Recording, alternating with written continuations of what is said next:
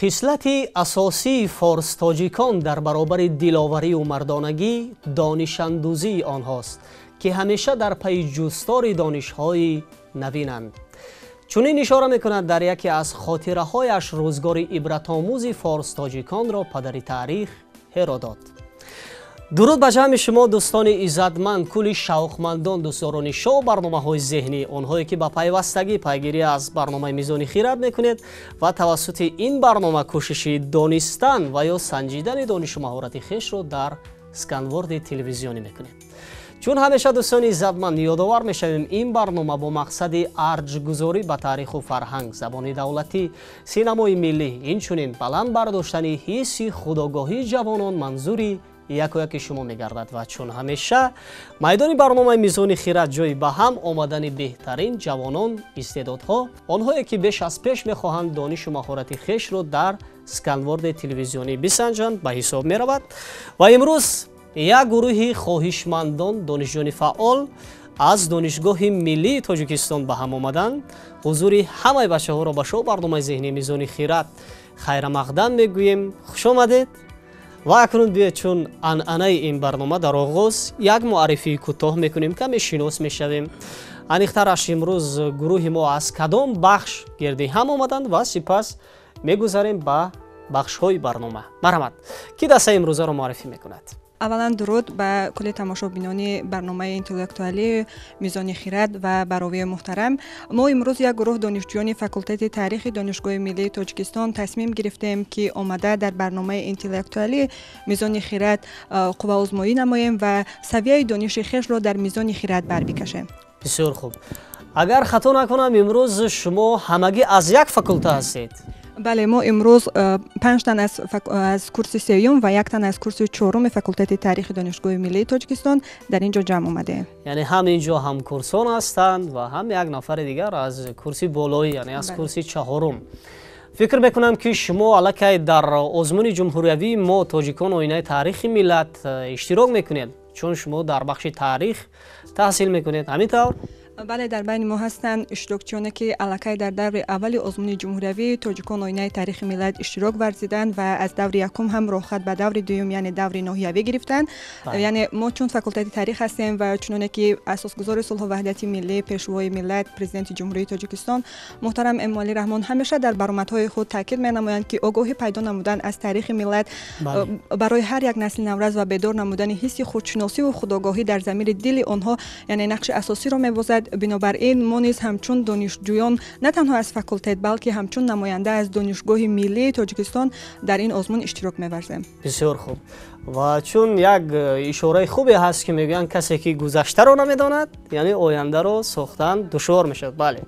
و فکر میکنم که شما چون در بخش تاریخ تحصیل میکنید، بازم با اصالت تاریخی ما رو میارید، مطالعه میکنید، گذشته پر افتخار ما رو از بر میکنید و بازم با سعی و تلاش سازندگی یعنی رو به آینده میارید و همیشه جهد و تلاش خویش رو بهر پایداری و صلح و ثبات پاینده در کشور ما روانه میکنید. بار دیگر با شو برنامه ذهنی میزان خیرات حضور همه شما رو خیر مقدم میگوییم. همگی از چگونه جریان گرفتن برنامه واقفند، میدونند که چخیل صورت میگیرد برنامه. عموما کسی که تلاش نمیکند از برنامه اختصار میشود. یعنی ما قاعده های بسیار مرکب داریم در اینجا، همکرسی رو به نظر نمیگیریم و تنها نفری که کوشش میکند در برنامه باقی میماند.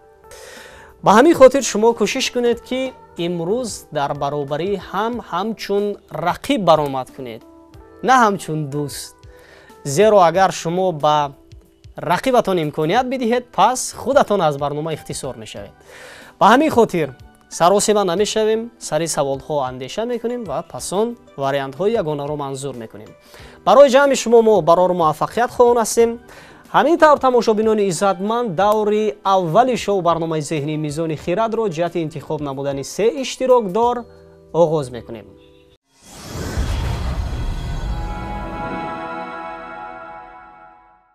نخستین شاعره فارس و تاجیک دختره کعب که در عصر 10 زندگی و ایجاد کرده در بلخ باستانی به دنیا آمده است و با رودکی هم عصر بود. کلمه از 5 حرف عبارت است. ذکر می‌گردد که او به بیکتاش نام غلام برادرش عاشق شد و در عشق او شعر هم میگفت. وقتی که اسرار عاشقان فاش گردید با فرمان حارس در حمام تفسان انداخته رگ خونش را بریدند و او هلاک شد. سیمای این شاعره شیرین کلامی ما هم در صحنه تئاتر و هم در کینو ظهور نموده است. مثلا در فیلم قسمت شاعر استحصال تاجیک فیلم ما آفریدن این سیما را در اجرای هنرپیشه محبوب تاجیک نازک ماشا منصور میبینیم و اینچنین در افغانستان بخشیده به روزگار و فعالیت ادبی او فیلم بدیعی نیز روی نوار آمده است. چی نام دارد؟ از همه این اشاره های شما چنین برمی‌آید که این شخصیتی که شما معرفی کردید و گفتید که از 5 حرف عبارت است این کلمه، این روبیه می باشد. چون ما می‌دانیم که در عصر 10 شاعره خلقی که همزاد استاد عبدالله رودکی بودند و در فیلمی که از طرف کینوپوستیان از طرف ساتیم لغزاده نوشته شده است و در فیلم قسمت شاعر نیز به نمایش گذاشته شده است، این روبیه می باشد. رابیه یعنی رابیه بلخی را شما در نظر دارید؟ بله، رابیه بلخی. واقعا او همین گونه در حمام تفسان هلاک شد؟ خیلی بود. تا جای از این واقعه اون خبر ندارم ولی مطمئن هستم که این رابیه است. ما واقعا فقط رابیه داشتیم در تاریخ چون این شاعره یا باز داشتیم؟ نه، شاعره ها در تاریخ بسیار بودند ولی چون نخستین چون شما گفتین نخستین شاعره و هم در فیلم قسمت شاعر نیز آورده شده است، به فکر من این رابیه است. رابیان چون سوخت ما را مزرعه می ندانم خامسه از رابیه. ما با افتخارشون کف میکنیم. بله واقعا این کلمه رابیه بود.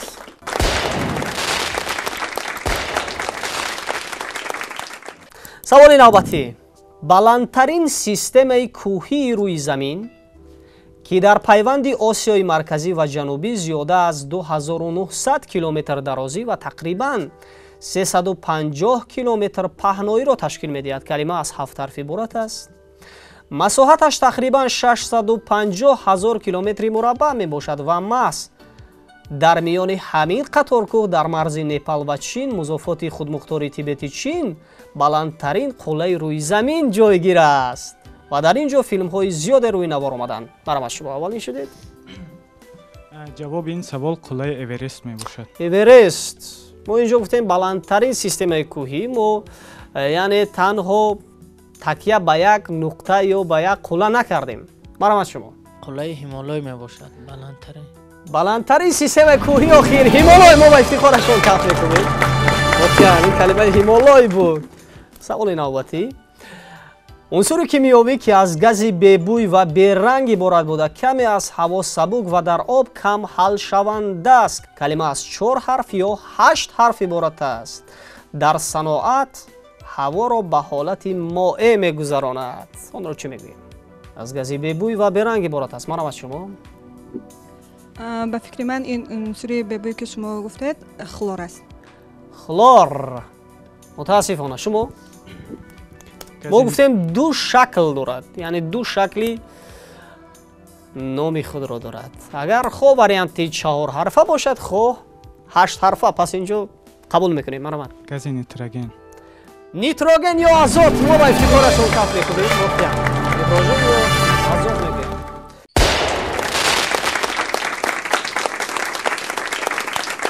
سوال نوبتی: 4 کنجه راست کنجه برابر طرف کلمه از 7 حرف عبارت است. 4 کنجه هموار که در آن همه کنجه و همه طرف ها به 90 درجه برابرند. چی میگویند آن را؟ به فکر من کوادرات. کوادرات آخر با افتخارشون کف میکنیم. سوال نوبتی: برابری اعتدال برابر شوی کلمه از 7 حرف عبارت است. نام خط فرضی که از مرکز زمین میگذرد و آن را به 2 قسم نیمکره شمالی و نیمکره جنوبی تقسیم میکند. من شما خط اکواتور. اکواتور با افتخارشون کف میکنیم. بله این کلمه اکواتور بود. سوال نوبتی: گیاهی پیازبخی سوسنبر که گلش خوشبو و حلقه حلقه بوده به زلف معشوقه تشبیه می شود. کلمه از 6 حرف عبارت است. کنایه از زلف و موی معشوقه اگر با آن پسوند ا علاوه کنیم برج ششم از برج های 12 گانه می شود. مرا شما این گل نرگس می باشد. گل نرگس و خیر. متاسفانه. مرا شما بندش من این گل سوسن است. اگر با آن پسوند علاوه کنیم برج ششم از برج‌های 12 گانه آسمانی است و خیر. خوب کی جواب؟ سنبل. سنبل زهی فسوده جمالی تو زیب و آرا را شکسته سنبل زلفی تو مشکی سارا را با افتخارشان کف میکنیم. بله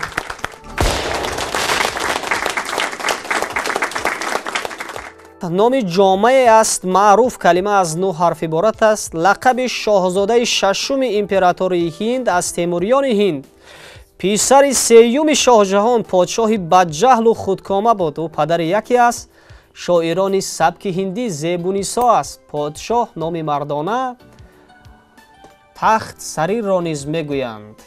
مرحمت شما. شاید که اورنگزیب باشه. اورنگزیب. اورنگزیب آخیر ما با افتخارشون کف میکنیم. واقعا این کلمه اورنگزیب بود. سوال نوبتی میدان مخصوص برای مبارزه ها در بوکس و بعضی نمودهای دیگر صنعت حربی کلمه از 4 حرف عبارت است. شکل موافق درازی پهلوهای آن برای گذراندن محاربه ها از 5 تا 6 متر است. اون رو چی میگوید؟ مرحمت شما. رینگ. رینگ با افتخارشون کف میکنیم. واقعا این کلمه رینگ بود. در حقیقت اشتراکداران ما خیلی فعال بودند. چی کنیم که ما باید از میان 7 تن تنها 3 نفر رو انتخاب میکردیم و فکر میکنم که دیگر اشتراکداران ما دل آزردن نیستند، زیرا شکل شو برنامه ذهنی میزان خیرات همین است که ما باید از میان 7 نفر تنها 3 نفر یعنی 3 همتای رو انتخاب کنیم که نسبت دیگرها با 2 سوالی پاسخ درست پیشنهاد میگردانند. فکر میکنم که باز دیگر نشرهای بعدی برنامه امکان میدهد تا بیاید در همین منبر یک بازی خوب و جالب چون برنامه امروزه نشان میدهید. برای آمدن هایتان اظهار سپاس و اکنون میتوانید برنامه ما را ترک کنید. خوش آمدید.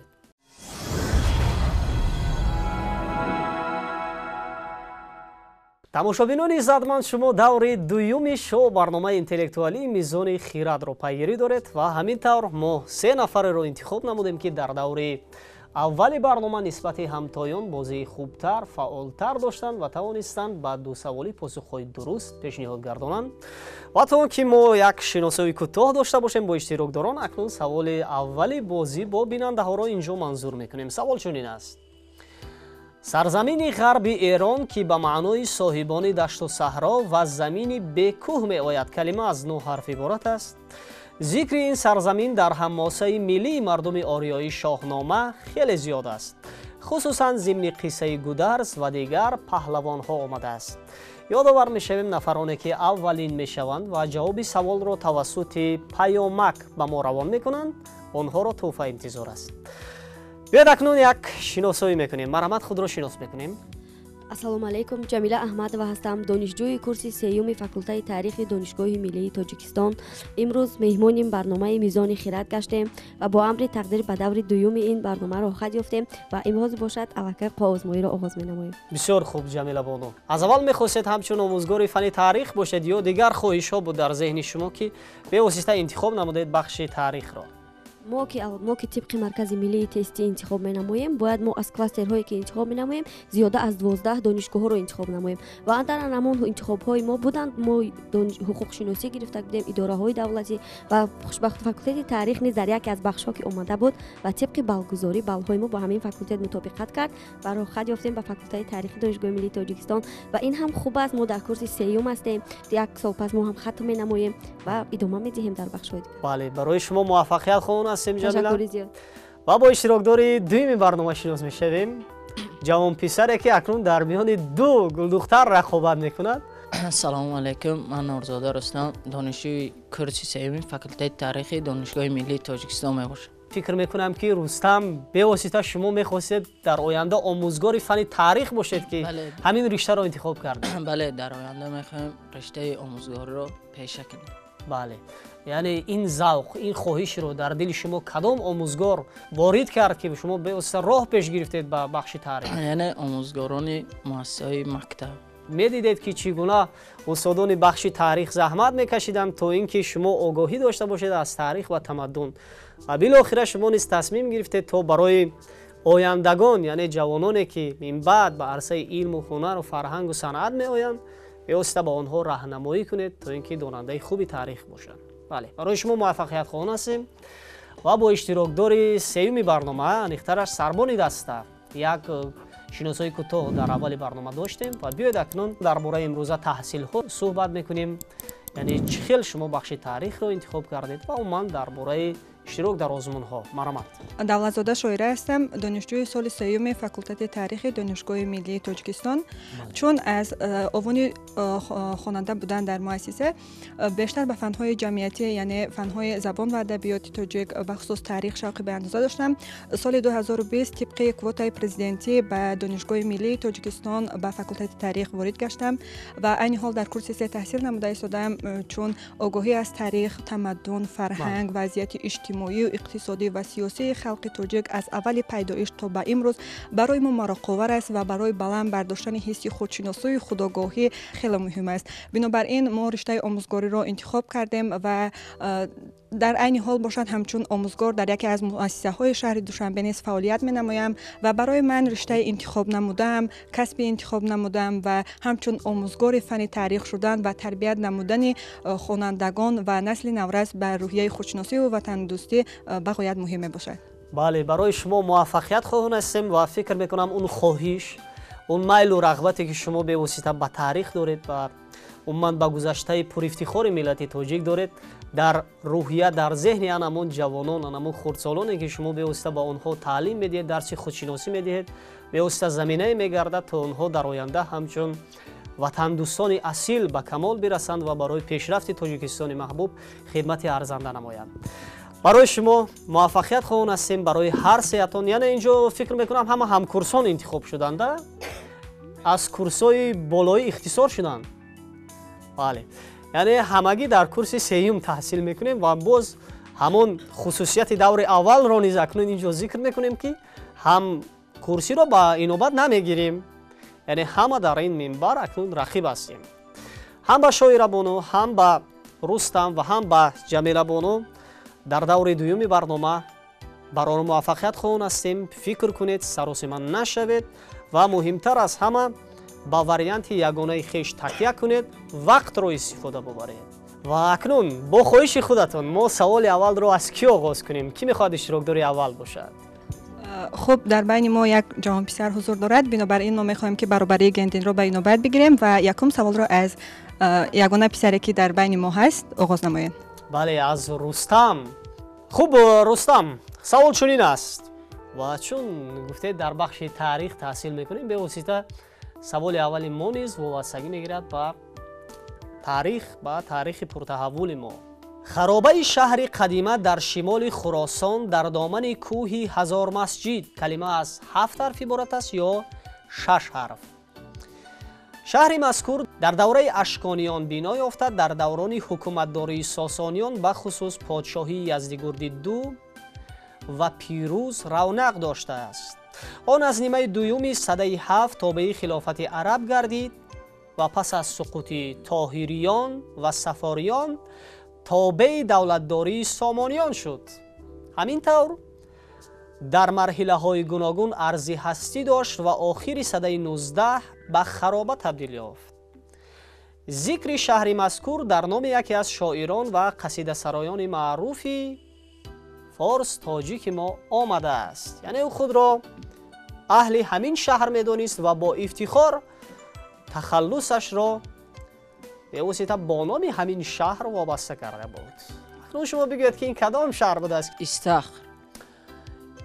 استخر. از وقت کار میگیریم یا نه؟ نه، وقت جواب یگانه استخر است. بله. اکنون مراجعت میکنیم بعد دو گل دختر جوابهای یگانه اتون را اکنون پیشنهاد کنید. مرحمت. خرابه انشان. انشان. شما چی جواب دارید شایره؟ جواب صحیح به این سوال ندارم. ندارن جواب. شما چی؟ ندارن. متاسفانه که هر سه اشتراکداران ما جواب نداشتن. این کلمه ابیورد یا ابیور باورد بود. انوری ابیوردی. بله، هیچ گپ نه. و اکنون سوال نوبتی رو ما بعد جمیله پیشنهاد میکنیم. سوال چنین است. ما کوشش میکنیم سوالهای اول رو به واسطه از فن تاریخ پیشنهاد کنیم. شما چی گفتید؟ روزی هستید؟ برای اینکه شما در بخش تاریخ چون تحصیل میکنید، ما کوشش میکنیم که آغازی برنامه ما در دوره دوم از فن تاریخ باشد. ایوان خسرو ایوان مدائن برجسته ترین یادگاری شاهنشاهی ساسانی در تیسفون واقع در کشور عراق کنونی کلمه از 5 حرف عبارت است. این ایوان بلندی تقریباً 30 متر و پهنایی نزدیک به 43 متر دارد. همزمان این کلمه به معنای لقب خسرو انوشیروان، لقب پادشاهان سلاله ساسانیان بعد از انوشیروان می آید. ببینیم، ما گفتیم ایوان خسرو است، همون ایوان پادشاه خسرو یا خسرو پرویز را که در مدائن یعنی در تیسفون برجسته ترین یادگاری شاهنشاهی ساسانی است. چی میگویند آن را؟ که گفتیم بلندیش تقریبا 30 متر و پهناییش نزدیک به 43 متر بوده است. چی میگفتند انامین رو؟ انامین یادگاری رو، انامین ایوانی خسرو یا ایوان مدائن، ایوان خسرو پرویز رو. شاید کسرا باشد. کسرا یعنی اون رو چی میگفتن؟ کسرا نام اساسیش ایوان کسرا بود. میخیل تغییر دیگر نمیدیم، از وقت هم کار نمیگیریم اخیر یا میگیریم؟ کسرا باشد. کسرا. دوی چراغ داریم ما. شما چی میگوید؟ با واریانتی که جمیله بانو اینجا پیشنهاد کرد جواب داریم یا شما به واسطه راضی هستید با واریانتی که رقیب شما امروز جمیله پیشنهاد کردند؟ جواب نداریم خلاصه. همین شاید استخر باشد. استخر خیر. باز شهر قدیمه استخر به ذهن آمد. رستم شما هم جواب نداریم. هم خیلی متاسفانه جواب نیست. متاسفانه گفتند خیر. متاسفانه و ما نیز متاسفانه میگوییم. متاسفانه به جمیله بانو که واریانت یگانه خود را تغییر ندادند. با افتخارشون کف میکنیم. واقعا این کلمه کسرا یا تاق کسرا میگفتند.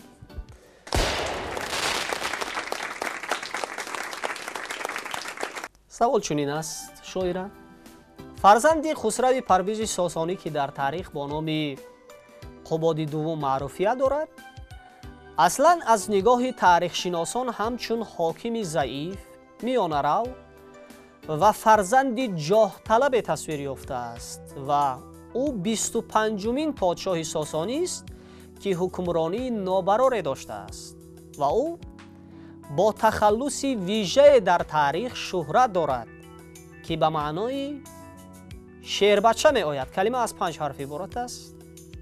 این کدام لقب بوده است؟ مادر او مریم دختر امپراتور ویزانتیا ماوریکی و همسر شاه خسرو دوم ساسانی بود. حتی درباره روزگار و سرنوشت خسرو پرویز نمایشنامه تلویزیونی نیز در تهیه کارگردان معروف ما شمسی قیاموف روی نوار آمده است که به واسطه سیمای همین شخصیت را در همین نمایشنامه کارگردان استفاده برده است که خیلی انسان میانه رو، بدکردار و جاه طلب است. قباد دوم را. کمک دیگر این که فرزند او اردشیر سیوم بود. همین لقب. بله، چون از تاریخ ما خواندیم و پسر خسرو پرویز که او را قباد دوم میگن و در تاریخ یعنی نام اصلی و لقب او شیرویه می باشد و اگر که به زبان عربی نیز اقتباس نماییم و میبینیم که همین معنای کلمه شیرویه خود همون شیر بچه‌ای که شما نیز قید کردید همون می باشد. جواب یگانه شیرویه. شیرویه. تغییر دیگر نمیدیم؟ نه نمیدیم. رستم علاوه میکنم. مرحمت. با این سوال یعنی ما جواب میدیم شیرویه. شیرویه آخیر. شما چی میگوید؟ به فکر من نیست. شیرویه است. شیرویه است. شیرویه است میگویند آخیر. ва мо ба ифтихорашон каф мекубем. воқеан ҳамин калимаи ширӯя буд охир. акнун бармегардем ба дигар саволҳо ва оғоз мекунем аз иштирокдори аввали барномаамон аз Рустам.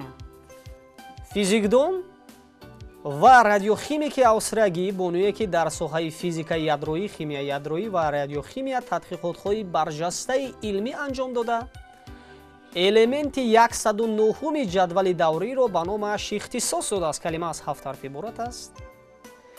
ҳамзамон бо номи ӯ яке аз астероидҳо номгузорӣ шуда дар рӯи танураи зуҳра низ номаш навишта шудааст. ва бубинем, мо гуфтем 109-умин ҷадвали даврӣ маҳз ба шарафи ӯ номгузорӣ шудааст ки ин унсури кимиёвӣ рақами атомияш 109 буда бо рамзи МТ ишора мешавад. аз вақт истифода мебард. бале, 10 сония шумо барои фикр кардан дар ихтиёр доред. вақт рафт.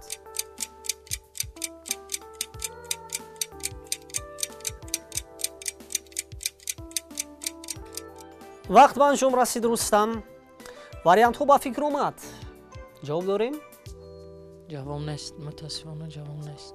мутаассифона охир ҷавоб нест. элементи 109 дар ҷадвали даврӣ чӣ ном дорад? акнун ба ту Гулдухтар муроҷиат мекунем. оё шумо ҷавоб доред? ҷавоб ҳаст? шоира бону ва Ҷамила ҷавобҳо нестанд. мутаассифона ки иштирокдорони мо ҷавоб надоранд. ин калима Мейтнер буд, яъне ин физикдон Лиза Мейтнер ва элемент Мейтнери мегуфтанд. ба хотир омад? ба фикр омад? ва акнун саволи дуюм пешниҳод мегардад ба иштирокдори дуюми барномаи мо, ба Ҷамила. ба фикрам шумо ба варзиш таваҷҷӯҳ доред. ба кадом навъи варзиш бисёртар таваҷҷӯҳ доред? хай акуда ҳамин хонаводаи мо бештар футболро ки тамошо мекунанд, хай мо ҳам ба ҳамон. яъне бисёр дӯстдори футбол ҳастед. бале. бокс чӣ? бокс ҳам тамошо аслан дар хонаи мо падарам ки варзишро бениҳоят мепазирад, тамоми намуди варзишро тамошо мекунанд то андозае аз ҳама намудҳои варзиш. огаҳед медонед. вале машғул ба кадом нави варзиш мешавед? машғул хай акун қадар машғул намешавам. хай амин ягон волейбол аст, баскетбол аст, хеле акун варзиш ба машғул намешавам расман.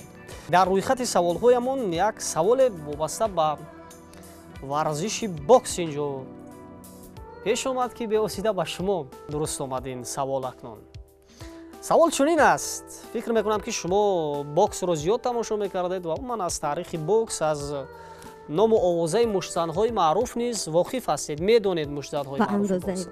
муштзани маъруф ва касбии амрикоӣ ки тахаллуси шоҳи рингро ба номаш хос гардонидааст. чемпиони мутлақи сангин вазн аз 23 сентябри соли 1952 то 30 ноябри соли 1956 ки ӯ дар вазни 86 килограмм рақобат мекард. ягона муштзани мағлубнашаванда ки унвони қаҳрамони ҷаҳонро ҳамчун фарди сангин вазн ба номаш хос гардонидааст. калима аз 8 ҳарф иборат аст. ӯ то охири умр 49 муҳориба гузаронида, дар ҳамаи он шаҳди пирӯзӣ чашида, 43 тои онро бо нокаут анҷом додааст. охирин муштзани ӯ бо Арчи Мур сурат гирифт ва ӯ муштзани сиёҳпӯсти амрикоиро дар раунди нуҳум ба нокаут фиристодааст. ва як хусусияти хоси зиндагиашро инҷо мегӯем. 3 моҳ пеш аз муҳориба аз хонаводааш дур мешуд, дар хонаи дигар зиндагӣ мекард ва танҳо дар бораи муҳориба фикр менамуд. ба вазни худ диққати ҷиддӣ медод. 1 ҳафта пеш аз заду хурд занги телефонӣ намекард, ба мактубҳо ҳам ҷавоб намедод, бо касе ҳам во намехӯрд, бо мошин ба ҷое намерафт ва ҳатто бо касе даст намедод, яъне салом намекард. вале марги ӯ воқеан фоҷиавӣ буд. ӯ чӣ ном дорад охир? муҳаммад Али бошад. муҳаммад Али. мо гуфтем тамоман мағлуб нашудааст ва ҳамин чеҳрае ки шумо бояд номашро пайдо кунед Муҳаммадалиро ба нокаут фиристодааст. ба ёдам омад ки Роки Марчиано. Марчиано шумо мухорибаҳои ин варзишгарро бисёр тамошо мекардед? Аслан ман акун то андозае ки боксро ман аз рӯзе ки тамошо кардам, ман бисёртар ҳамин аз варзишгари худамон Анварро тамошо кардам, Анвари Рисолро тамошо кардам, Муҳаммад Алиро тамошо кардам. Яъне ҷавоби ягона? Марчиано. Марчиано охир ба ифтихорашон каф мекунем. Воқеан ин калимаи Роки Марчиано буд. Ин калимаи Марчиано буд. Бале.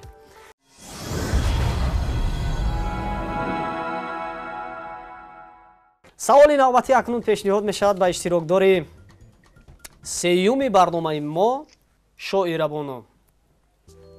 Шоира савол чунин аст: осиёи дастӣ, дастос, василаи куфтан ва соф кардани замин калима аз 6 ҳарф иборат аст. он санг ки дар чоҳ афкананд то фаҳманд ки дар таҳи чоҳ об ҳаст ё на. яке аз қаҳрамонҳои шоҳнома падари Заҳок. 10 сония вақт дар ихтиёр доред. вақт рафт.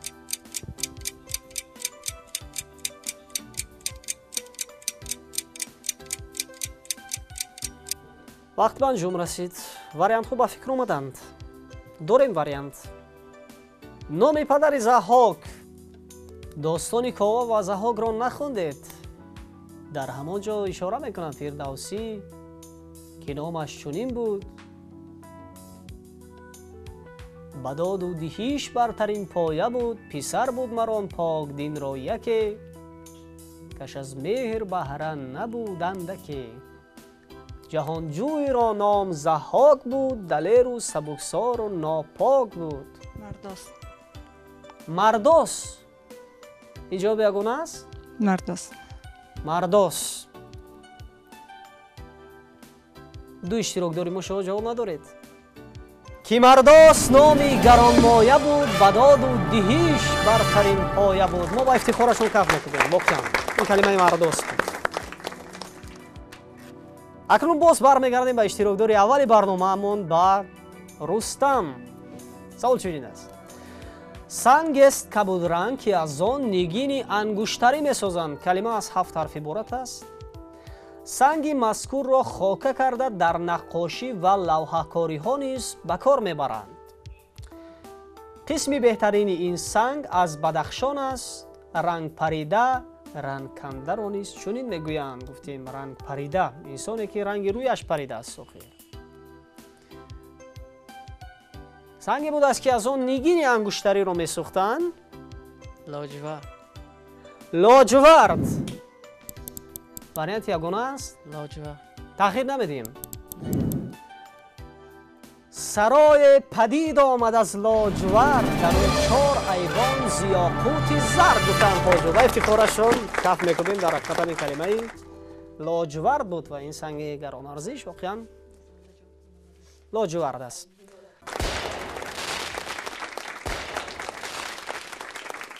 савол чунин аст ҷамила: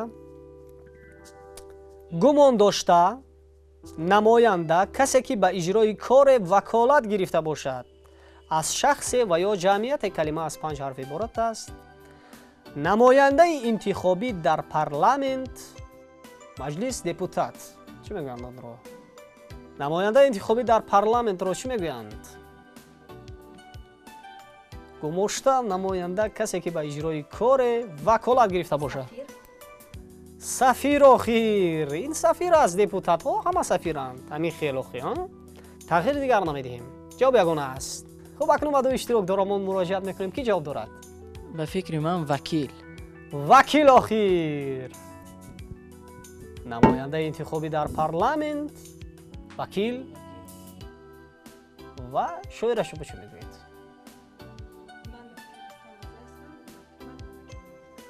вакил. вале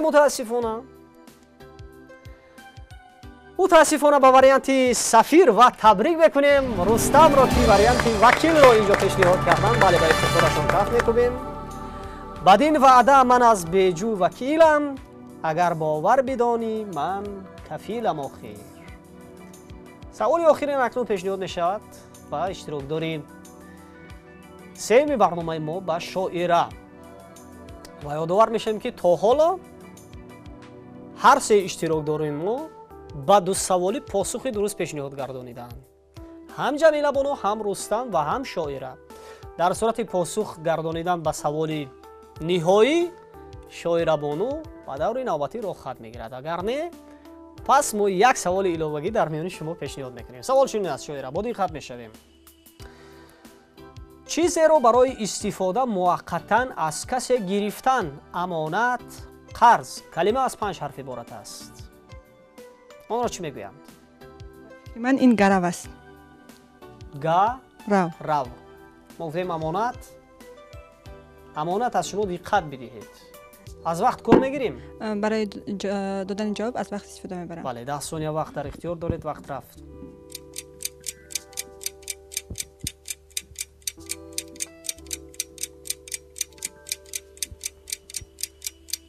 وقت به انجام رسید. جواب داریم؟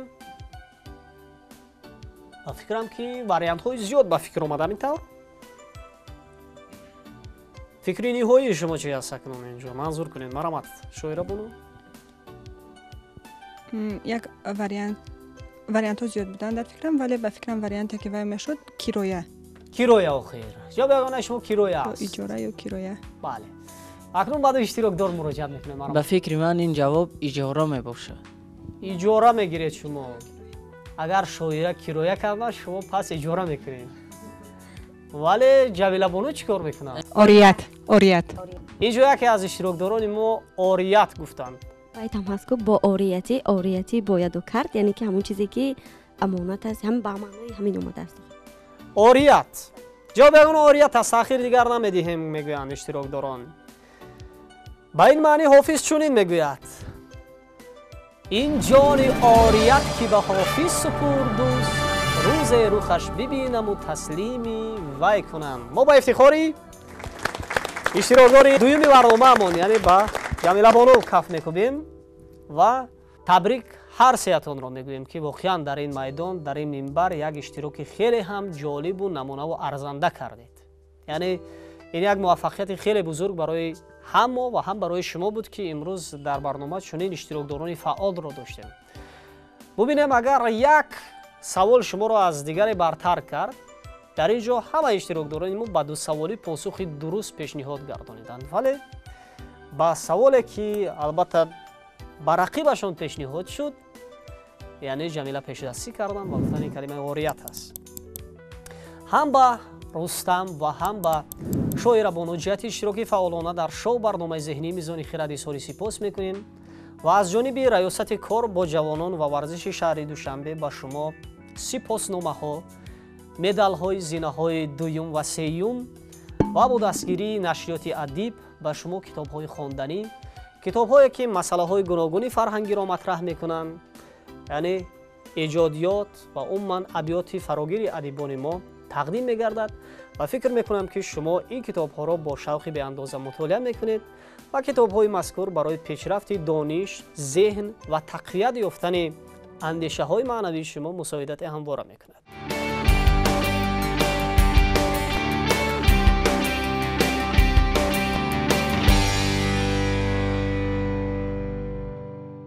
اشتراکداران ما همین گونه باید شما همه وقت چهره کشاده داشته باشید، زیرا رقابت کردن و آمدن تا به چنین زینه ها علاقه غالبیت کامل است و شما باید در چهره های شما راه افتادگی نباشد. و اکنون من میخواستم از تاثیراتتان در این برنامه میگفتید و عموما اشتراک در شو برنامه ذهنی میزان خرد چگونه بود برایتان؟ مرامت رستم. ما در این برنامه میزان خرد یکمین بار اشتراک کرده ایستادیم، بار دیگر اشتراک میکنیم و بهترین برنامه میباشه. ما کوشش میکنیم در من بعد برنامه فعالانه اشتراک نماییم. بله، یعنی فکر میکنم که این اومدن اولین و آخرین نیست. باید چنین اشتراک ها زیاد باشد. چنین جوانان باید بیش از پیش در چنین منبرها اشتراک فعالانه نمایند. بله. اشاعره بانو چی میگویند؟ مرحمت. واقعا هم رقابت امروزی که ما بین یک گروه جوانانی از فاکولته خود داشتیم برایمون بسیار جالب بود و مینداری از شما که چنین سوالهای بسیار هم جالب را و سوالهایی که بیشتر به اختصاصی ما داخل داشتن پیشنهاد نمودیم. ما خوشحال از آن هستیم که امروز در این منبر قرار داریم و امروز در این برنامه انتلکتوالی رقابت نمودیم و بسیار هم خرسند از آن هستیم و کوشش میکنیم که در آینده نیز بیشتر اشتراک ورزیم، بیشتر دانش خود، مهارت خود را بسنجیم و تصورات خود را به این میزانی که شما در اینجا برای ما پیشنهاد نمودید بر بکشید. بله، برای شما بار دیگر اظهار سپاس که امروز آمدید با حضورتان برنامه ما را رنگین کردید و ما با نتیجه همکاری های من بعد اطمینان داریم و فکر میکنیم که شما باز هم میآیید و در همین منبر با دیگر رقیبان از دیگر بخش ها، چون برنامه امروزه یک رقابت جالب ذهنی منظوری علاقمندان شما برنامه ذهنی میزانی خیرات میکنید. برای آمدن هایتان دیگر بار اظهار سپاس و اکنون میتوانید با سربلندی برنامه ما را ترک کنید. خوش آمدید.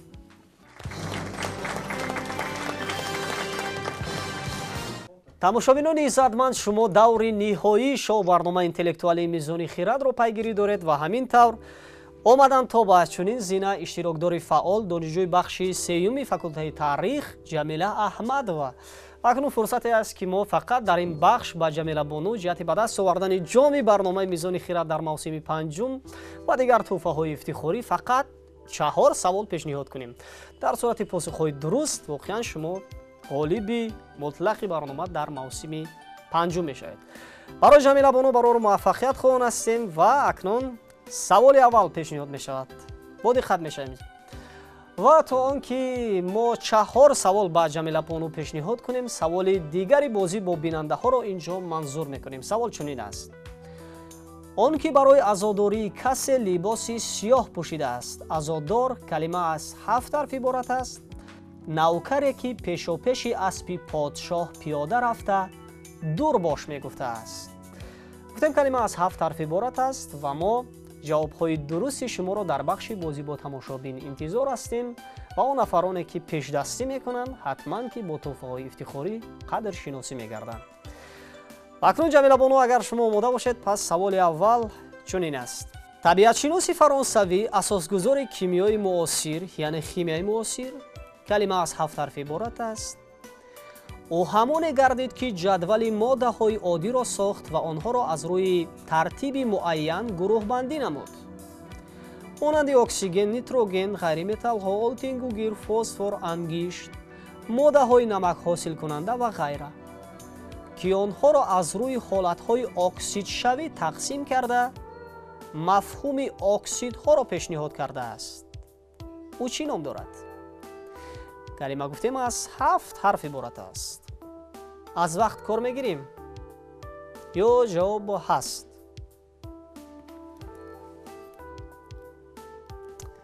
ده ثانیه وقت در اختیار دارید. وقت رفت.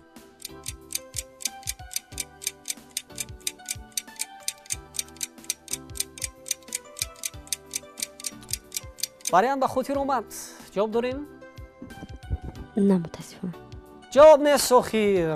متاسفانه این کلمه لوازم. بله.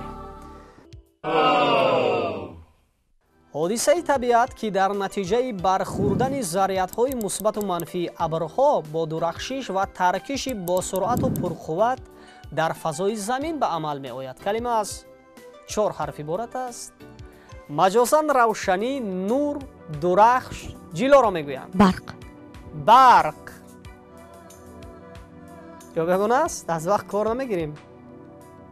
فکرم که برق، رعد و برق میگوییم که برق است. تندر میان دشت همه باد بردمد، برق از میان ابر همه برکشد. خزیب ما با افتخارشون کف میکنیم. واقعا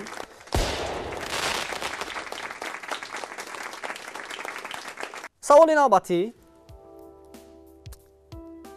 پایا، زینه، خیلی ریواج گرفتن، رتبه، جاه، منصب، مرتبه. کلمه از 6 حرف عبارت است. هر یکی از 360 حصه دایره واحد مقیاس طول و عرض زمین. واحد مقیاس طول و عرض زمین رو چی میگوییم؟ جمیله بانو؟ ривоҷ гирифтан рутба ҷоҳ мансабро, яъне вақте як нафар ба мартабаи болоӣ расид, ӯро чӣ мегӯянд, яъне ба кадом сатҳ ё мақом ё дараҷа. дараҷа охир ҷавоб ягона аст, тағйир дигар намедиҳем. дараҷа. султонро адаб хуш омад ва сухани ӯро писандиду дараҷаи ӯро баланд гардонид. дар ахлоқи муҳсинӣ омадааст ва ифтихорашон каф мекунем. ва акнун саволи ниҳоӣ пешниҳод мегардад. савол чунин аст: сурат, лавҳаи наққошӣ номи китоби монӣ ки сурат ва нақшҳои зебо доштааст. номи яке аз паҳлавони туронӣ, номи деве аз мозандарон ки бо дасти рустам кушта шудааст. лавҳа, сурат, лавҳаи наққоширо чӣ мегӯем? суҳроб. номи китоби монӣ аст. хулоса ҷавоб надорем. ҳамин хел ба пеша сурати ширин ба он санг чунон барзад ки монӣ нақши аржанг. калимаи аржанг буд. ҳеҷ гап не. вале имрӯз иштироки шумо дар ин барнома хеле ҷолибу рангин ва фикр мекунам барои бисёре аз бинандаҳои мо писанд омад. зеро дар даври ниҳоӣ шумо тавонистед ба 2 савол посухи дуруст пешниҳод гардонед. ин муваффақияти комил аст. ҷиҳати иштироки фаъолона ба ҷамила бону аз ҷониби раёсати кор бо ҷавонон ва варзиши шаҳри душанбе диплом, медали зинаи аввал ва ҳамзамон бо дастгирии нашриёти адиб ба шумо китоби тахти вожгуни ҷалол икромӣ тақдим мегардад. фикр мекунам агар шумо ин китобро хонда бошед, пас дигар бора онро мутолиа мекунед ва ҳамин тавр тақвияти донишҳо мешавад.